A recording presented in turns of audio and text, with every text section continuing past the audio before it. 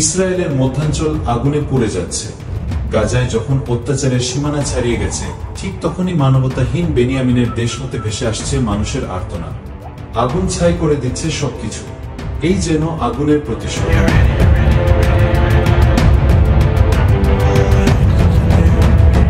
ইসরায়েলের দাবানল আল্লাহর গজব নাকি প্রকৃতির প্রতিশোধ?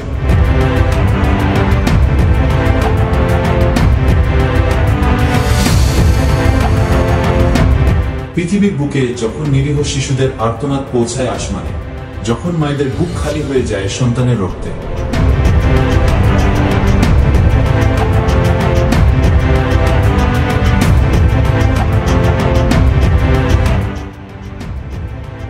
তখন কি আকাশ চুপ করে থাকতে পারে? আজ সেই ইসরায়েল যারা নির্দ্বিধায় হত্যা করেছে হাজারো ফিলিস্তিনিকে।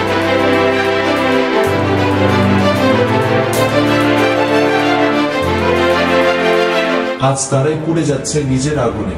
চোখের সামনে দাবানো শুধু গাছপালা নয়, ভস্ম হচ্ছে তাদের অহংকার, তাদের গর্ব, তাদের জুলুমের ইতিহাস।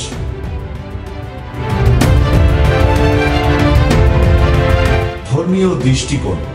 আল্লাহ তাআলা বলেন কোরআনে, আর আমি ধরিয়ে দিই শাস্তি, যাতে তারা ফিরে আসে আমার দিকে। ইসরায়েলের পাহাড় বনাঞ্চল জ্বলছে টানা কয়েকদিন ধরে। প্রচন্ড গরম, খরা, বাতাস সব একসাথে মিলে গেছে যেন এক অলৌকিক প্রাকৃতিক আগুন।